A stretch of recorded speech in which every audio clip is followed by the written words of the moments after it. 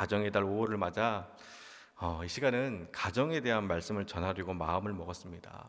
그리고 어떤 말씀을 전할까 고민하고 기도하는 가운데 어버이의 은혜 그리고 또 자녀를 향한 사랑 같은 그런 말씀은 어린이 주일 그리고 또 어버이 주일이 있기에 그래도 가끔씩 들을 수 있는데, 여러분 부부의 주일은 없잖아요. 그러다 보니까 가정의 달을 지내면서도 부부에 대한 말씀을 듣는 것이 쉽지가 않습니다. 자, 한번 보세요. 여러분, 어린이날은 언제죠? 5월 5일. 어버이날은 언제죠? 5월 8일. 자, 그런데 여러분 부부의 날은 언제일까요? 이렇게 생각해요. 5월 21일입니다. 다 아시네요. 가정의 달 5월에 둘이 하나가 된다라는 의미에서 5월 21일이 부부의 날이라고 정했다고 합니다. 근데 사실 여러분, 믿음의 가정을 세우는 데 있어서 자녀와 부모의 관계 못지않게 중요한 것이 바로 부부의 관계입니다.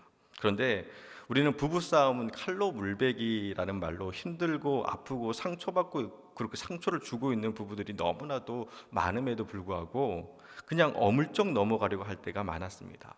근데 여러분, 님이란 글자에 점 하나만 찍으면 남이 된다라는 말처럼 가장 가까우면서 동시에 가장 먼 관계가 바로 부부입니다. 그리고 어쩌면 지금 이 자리에도 아직도 회복되지 못한 그 부부간의 상처와 아픔을 갖고 계신 분이 계실지 모르겠습니다. 그래서 오늘 이 시간은요, 이 성경적 부부의 역할에 대해서, 그리고 그 중에서도 특별히 아내의 역할에 대해서 함께 말씀을 나누도록 하겠습니다. 혹시 목사님 왜 남편의 역할은 안 하십니까? 라고 물으신다면, 여러분, 남자는 여자 하기 나름입니다. 가정에서의 남편의 역할보다는 아내의 역할이 더 크기 때문에. 그리고 또 나중에 기회가 된다면 시간을 내서 성격적 남편의 역할에 대해서도 함께 말씀을 나누도록 하겠습니다. 자, 그럼 이제 가정에서 아내의 역할에 대해서 성경 말씀을 통해 살펴보도록 하겠습니다. 그러면 성경에 나오는 첫 번째 아내는 누굽니까? 힌트를 주면 아담의 부인입니다. 바로 하와입니다. 재밌는 것은요, 창세기 2장 20절 21절 말씀을 보면 하나님이 하와를 곧 아내를 만드신 목적에 대해서 말씀을 하는데요, 말씀을 보면 아담이 돕는 배필이 없으므로 여호와 하나님이 아담을 깊이 잠들게 하시니 잠들매 그가 갈빗대 하나를 취하시고 그 갈빗대로 여자를 만드셨다라는 말씀이 나옵니다. 이 말씀을 통해서 알 수 있는 것은 성경에서 말하는 아내의 역할은요, 돕는 배필이라는 겁니다. 그렇다면 여기서 돕는 배필이란 무슨 뜻일까요? 예전에 청년들을 대상으로 결혼 교육을 한 적이 있었습니다. 그때 청년들에게 성경 말씀을 보면 돕는 배필로서 하와를 만들었다고 하는데, 여기서 돕는 배필이라는 뜻은 무엇이라 의미한다라고 너희들은 생각을 하니? 라고 물었습니다. 그때 묵뚝뚝한 경상도 남자 청년이 한다는 말이 조금 표현이 격하긴 한데요, 그 청년의 말을 그대로 옮기면 목사님, 그것은 여자가 남자의 시다발이라는 겁니다 라고 말하는 겁니다. 이 시다발이라고 하니 무슨 그런 상스러운 욕을 하나 생각하실지 모르지만, 이 시다발이라는 말은요, 욕이 아니라 아랫사람, 조수란 뜻의 시타바타라키라는 일본어입니다. 아무튼 그 말에 갑자기 분위기가 싸해지더니 그 청년은 누님들에게 끌려서 밖으로 끌려나갔고, 그리고 뒷말에 의하면 예배 후에 교회 뒷마당에서 엄청난 박해와 핍박, 그리고 1시간의 정신교육을 받았다는 이야기를 들었습니다. 사실 이 청년의 말투 속에는요, 여성 또는 아내의 역할에 대해 한국 남자들이 갖고 있는 잘못된 관점과 태도가 그대로 나타나 있습니다. 가부장적인 그 사회 속에서 살다 보니 우리가 범하기 쉬운 잘못된 인식은요, 여자는 남자의 갈빗대로 만들어졌으니 여자는 남자의 부속물에 불과하고, 또 같은 맥락으로 돕는 배필이란 남자가 주체고 여자는 그저 보조적 역할을 감당해야 한다고 생각을 합니다. 근데 여러분, 성경을 좀 더 자세히 그리고 깊이 살펴보면요, 전혀 다른 의미를 갖고 있습니다. 돕는 배필이란 이 단어의 어원은요, 우리가 잘 아는 에벤에셀에서 나온 단어입니다. 에벤에셀에서 이 에셀이라는 단어와 돕는 배필이라는 단어인 에젤이라는 단어의 어원이 똑같습니다. 에벤에셀 무슨 뜻인가요? 여호와께서, 하나님께서 여기까지 우리를 도우셨다. 자, 그런데 여러분, 에벤에셀의 하나님이 우리를 도우실 때 그저 보조적 역할로 도우셨나요? 아닙니다. 하나님이 우리를 도우실 때 그 청년의 말대로 시다바리로, 곧 아랫사람으로, 조수로 도우셨나요? 아닙니다. 하나님은요, 우리를 구원자로서 도우셨습니다. 그런 의미에서 하나님께서 돕는 배필로서 아내를 만든 목적은요, 구원자적인 도움과 섬김을 주기 위해서라는 겁니다. 보조적 역할로서의 돕는 배필이 아니라 구원자로서의 돕는 배필입니다. 가끔 여자 집사님 권사님들이 사고 치는 남편들을 향해서 목사님, 이 사람 인생이 너무 불쌍해서 제가 구제해 줬어요라고 우스갯소리로 말씀하시는데, 사실 그게 완전 틀린 말은 아닙니다. 돕는 배필이란 말은요, 구원자로서의 역할을 감당하는 겁니다. 근데 여러분, 여기서 중요한 것이 있습니다. 그것은 돕는 배필이란 말은요, 상호작용적인 말입니다. 곧 내가 너의 돕는 배필이라면 너 또한 나의 돕는 배필이 된다라는 겁니다. 쉽게 말하면 내가 그 사람을 구원해 준 동시에 그 사람 때문에 내가 구원을 받게 된 겁니다. 즉 서로가 서로의 돕는 배필이요, 서로가 서로의 구원자가 되는 겁니다. 그래서 저는 결혼을 앞둔 청년들에게 늘 말합니다. 내 인생을 구원해 줄 사람을 기다리지 말고 내가 구원해 주어야 할 사람을 기다리라고. 결혼이라는 것은 내가 구원받기 위해서 하는 것이 아니라 내가 누군가를 구원하기 위해서 하는 것입니다. 그래서 결혼은요, 내가 그 배우자를 통해서 뭔가를 얻기 위해서가 아니라 그녀의 연약함과 빈자리를 채우고 보듬어 주기 위해서 하는 겁니다. 그렇게 서로가 서로의 돕는 배필이 되는 것이 바로 부부라는 겁니다. 근데 지금까지 많은 남편들은요, 아내를, 그리고 또 아내들은 서로를 바라볼 때마다 이 사람의 약점과 빈자리를 어떻게 채워주고 보듬어 줄까 하며 살아가는 것이 아니라 이 사람의 연약함과 부족함을 내가 어떻게 뜯어 고칠까 생각하며 살아갑니다. 그러다 보니 자꾸 상처가 되는 겁니다. 돕는 배필로서의 아내의 역할은요, 남편의 약점을 덮어주고 그 빈자리를 채워주는 겁니다. 마찬가지로 돕는 배필로서의 남편의 역할은 아내의 약점을 덮어주고 그 빈자리를 채워주는 겁니다.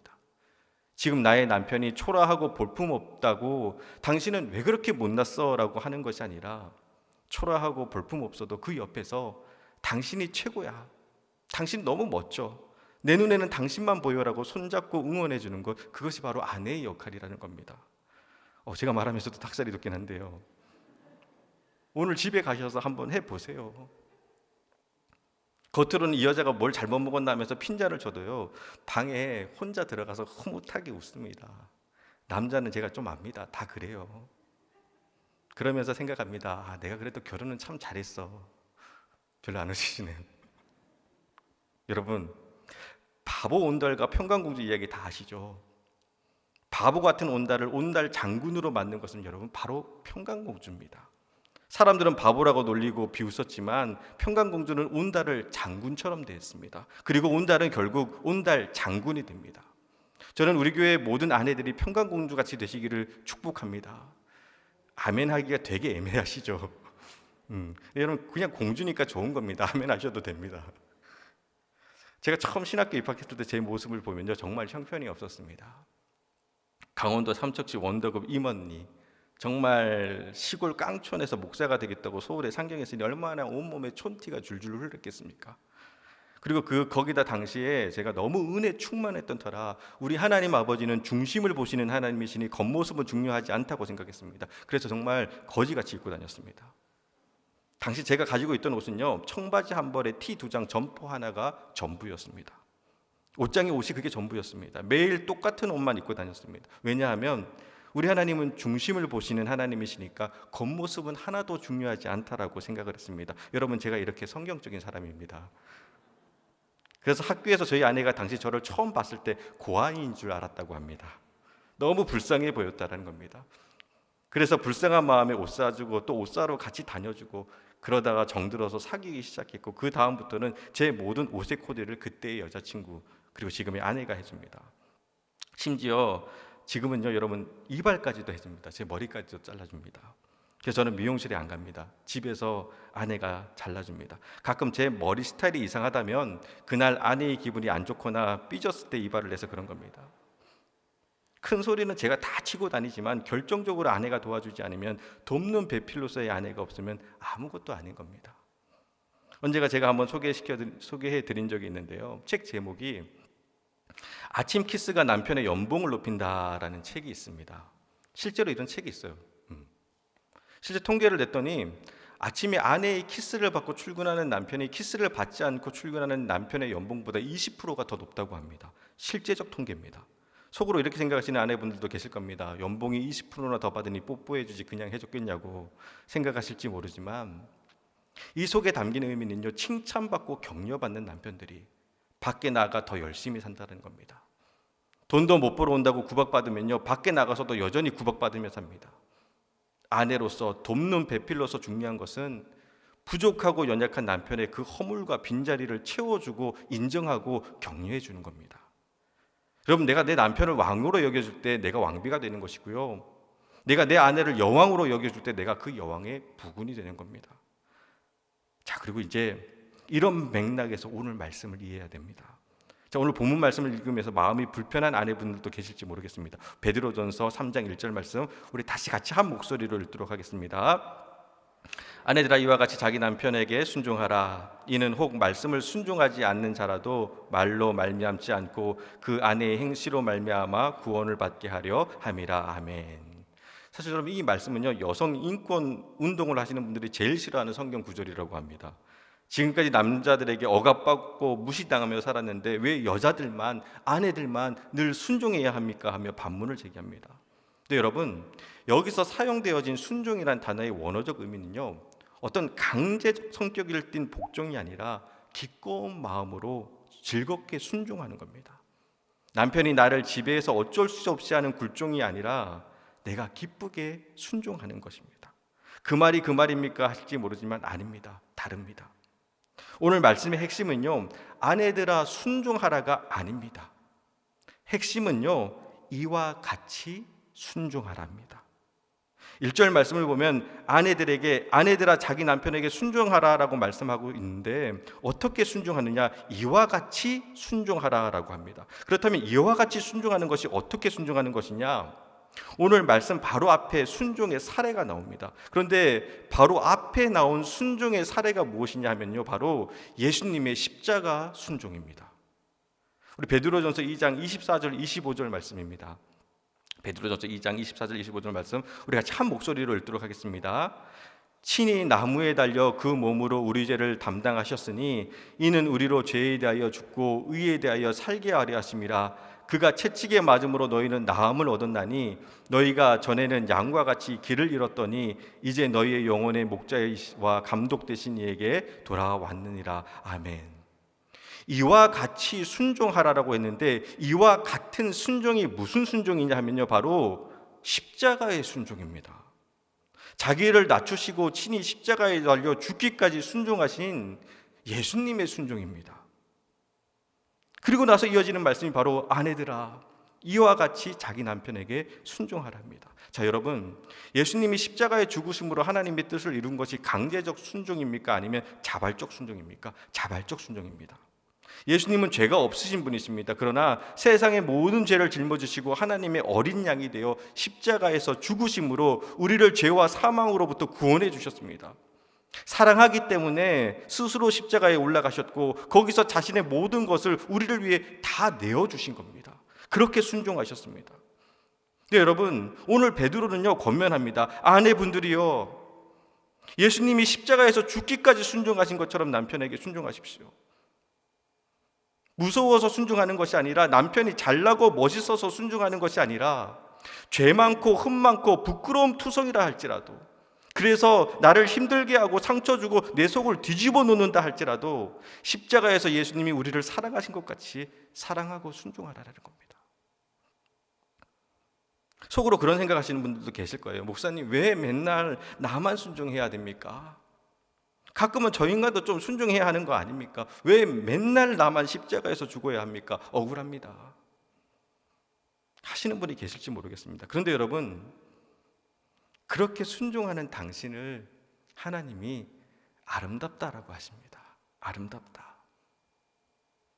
베드로전서 2장 19절에 보면요, 부당하게 곧 억울하게 고난을 받아도 하나님을 생각함으로 슬픔을 참으면 아름답다라고 말씀하고 있고요.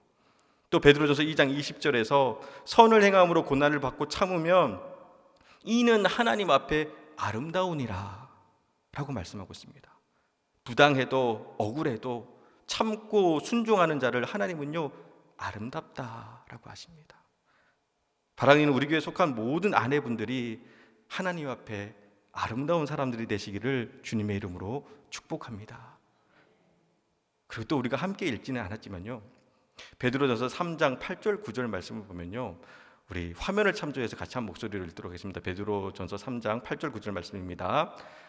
마지막으로 말하노니 너희가 다 마음을 같이하여 동정하며 형제를 사랑하며 불쌍히 여기며 겸손하며 악을 악으로 욕을 욕으로 갚지 말고 도리어 복을 빌라.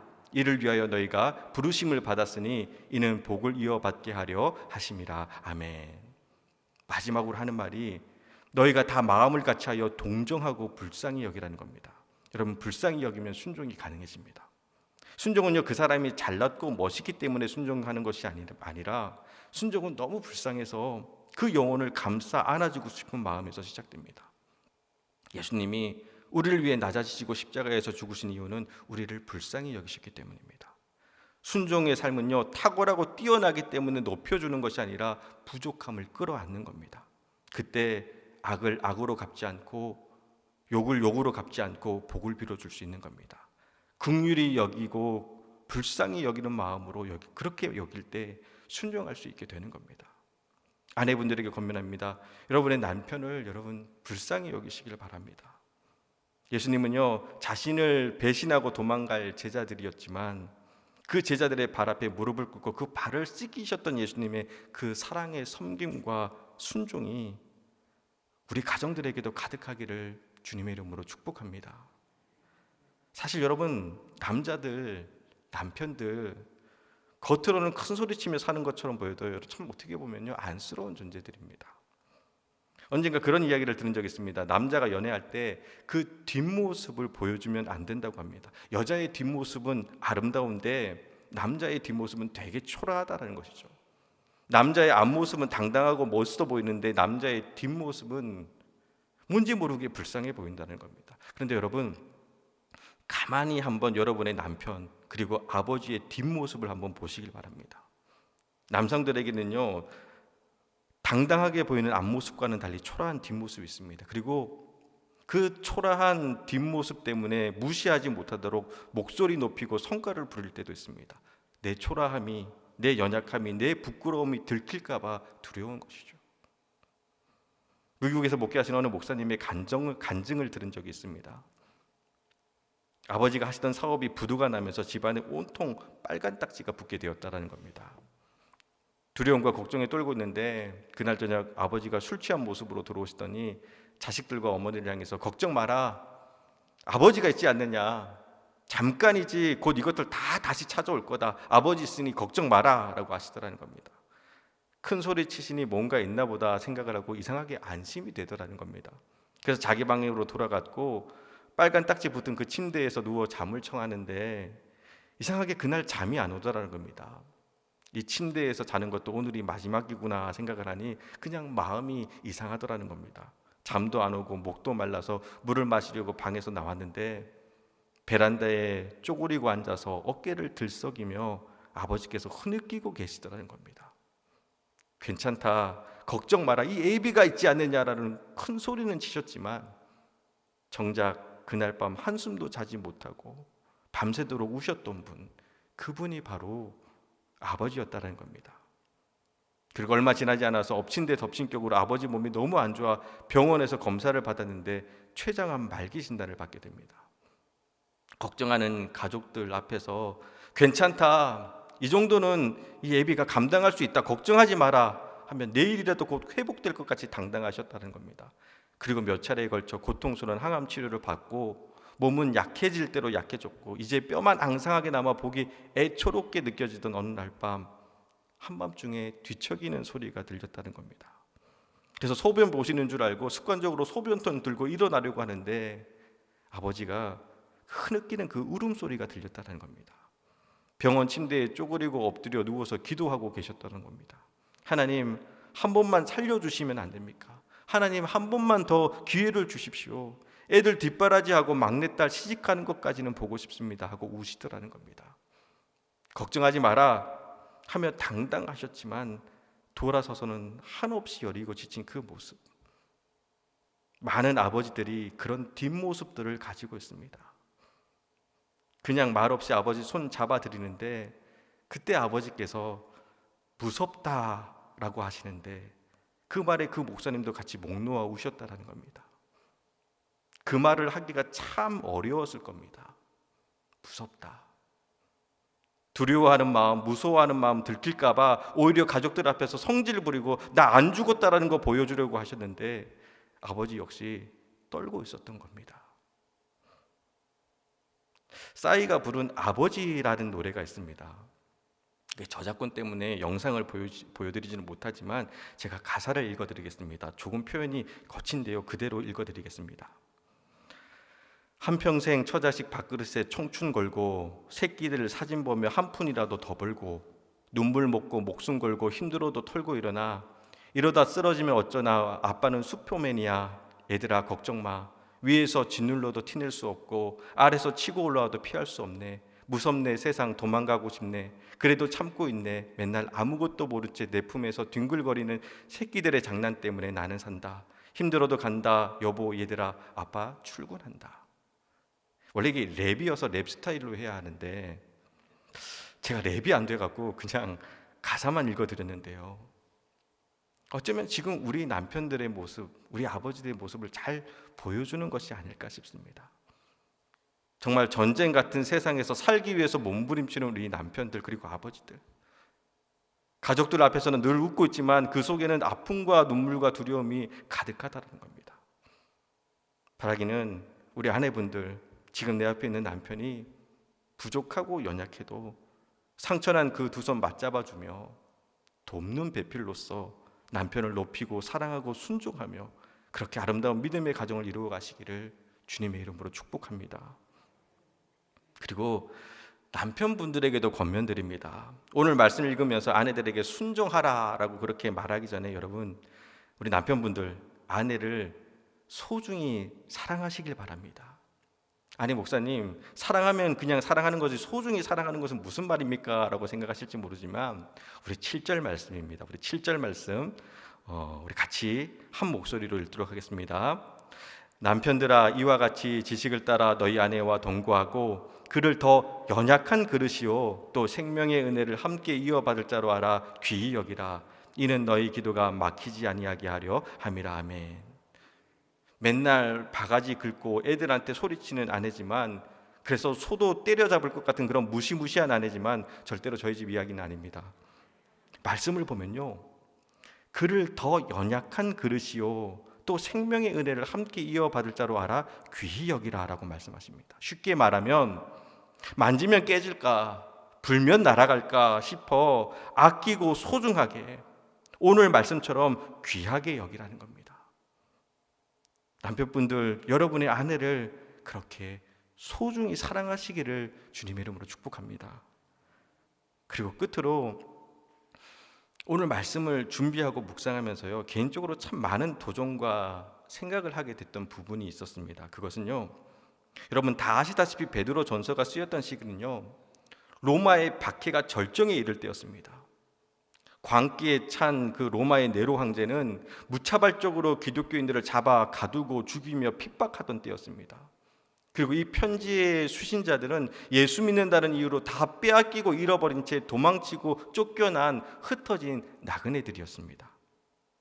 이처럼 예수 믿는다는 이유로 언제 어디서 어떻게 죽을지 모르는 시대를 살아가는 사람들에게 아내들이여 남편을 불쌍히 여기며 순종하십시오. 남편들이여 아내를 더 연약한 그릇으로 여기며 귀하게 사랑하십시오라는 말이 너무 낯선 겁니다. 여러분 그렇잖아요. 언제 죽을 줄 모르는 순교의 시대를 살아가면서 남편에게 순종하는 것이, 아내를 사랑하는 것이 뭐가 그렇게 중요한 걸까요? 이 말씀이 묵상하는데 조금 이상한 겁니다. 근데 어제 문득 아내와 커피 한 잔을 나누다가 문득 들었던 생각이 있습니다. 그게 뭔지 아세요? 그것이 바로 낭만적이다라는 겁니다. 좀 뜬금없을 수 있는데 낭만적이다. 마지막 순간, 우리의 생명이 순교가로 가는 그 순간까지 우리 서로 순종하자. 우리 서로 사랑하자. 여러분 낭만적이지 않으시나요? 여러분 진짜 낭만은요, 진짜 낭만적인 것은요, 돈 많고 시간 많아 어디 근사한 데 가서 와인 한 잔 나누는 것이 낭만이 아니라 핍박당하고 고난당하고 죽음의 위기가 눈앞에 있어도 사랑하는 사람 손 붙잡고 함께 십자가의 길을 걸어갈 수 있는 것이 진짜 낭만적인 겁니다. 바라기는 그런 낭만이 우리 교회 모든 부부들에게 있었으면 좋겠습니다. 갈릴리 어부 출신의 과격한 베드로인 줄 알았는데 베드로는요 사실 로맨티스트였습니다. 그리고 이 말씀대로 베드로는요 자신의 마지막 순교의 시간을 아내와 함께 보냅니다. 여러분 그거 아세요? 알렉산드리아 클레멘트 교부의 말에 의하면 베드로는 아내와 함께 십자가에 매달려 죽었다고 합니다. 베드로가 십자가에 달릴 때 내가 어떻게 예수님처럼 죽을 수 있느냐라는 말에 베드로는 여러분 우리가 다 아는 것처럼 거꾸로 십자가에 매달려 죽습니다. 그렇게 거꾸로 십자가에 매달려 죽어갈 때 그 옆에 베드로의 아내 역시 십자가에 못 박혀 매달린 채 죽어갔다고 합니다. 몸이 약했던 베드로의 아내가 십자가에 달려서 너무 고통스러워하자 전승에 의하면요 베드로가 그 옆에서 계속해서 위로해 줬다는 겁니다. 주님을 생각하며 조금만 더 참으세요. 얼마나 힘든지 알아요. 조금만 더 참으면 이제 우리 곧 만날 거예요. 베드로는 마지막 순간 십자가에 거꾸로 매달려 죽으면서 자신의 아내의 생명이 꺼져가는 것을 바라보며 격려하고 위로하며 아내의 숨이 멈춘 이후에 자신의 생명도 마감했다라는 전승이 있습니다. 말씀을 준비하다가 문득 한 편의 시가 떠올랐습니다. 이 짧은 시 한 편 소개해드리고 오늘 말씀을 마치겠습니다. 한민복 님이 쓴 가을이라는 시가 있습니다. 이 시가 참 제가 좋아하는 시인데 좋아하는 이유는요 이 시가 한 줄밖에 안 돼요. 그런데 깊은 울림이 있습니다. 제가 읽어드리겠습니다. 가을 한민복 당신의 생각을 켜놓은 채 잠이 들었습니다. 당신의 생각을 켜놓은 채 잠이 들었습니다. 여러분 어느 틈에 우리의 마음에 등불이 꺼져 있지는 않으십니까? 아이들을 향한 등불이 꺼져 있고 부모님을 향한 등불이 꺼져 있고 남편을 향한 등불, 아내를 향한 등불이 꺼져 있지는 않으신가요? 먹고 사는 것이 바빠서 곁에 있지만 너무 소중하고 사랑하지만 소홀했고 무시했고 상처 주며 상처받으며 그렇게 등불이 꺼진 채 살고 있지는 않으신가요? 오늘 한번 가셔서 아내에게, 남편에게, 자녀에게, 부모님에게 한번 말해보세요. 오늘 내 마음의 등불을 당신을 위해 켜놓고 자려고 하오. 이 반응은 뭐죠? 너무 닭살 돋지만 그래도 한번 해보시길 바랍니다. 오늘 내 마음의 등불을 당신을 위해 켜놓고 자려고 하오. 그렇게 꺼진 사랑의 등불이 다시 켜지기를 소원합니다. 여러분, 삶은요 우리를 속입니다. 사람도 우리를 속입니다. 그러나 저는 믿습니다. 사랑은 결코 속이지 않습니다. 불쌍히 여기고 죄와 연약함을 품어주고 귀히 여기고 그렇게 사랑하며 살아가면 우리의 가정이 주님 안에서 사랑이 가득한 천국 같은 가정, 임마누엘의 가정이 될 줄 믿습니다. 그렇게 믿음의 가정을 세워가는 우리 춘천중앙교회 모든 가정들이 되시기를 주님의 이름으로 축원합니다.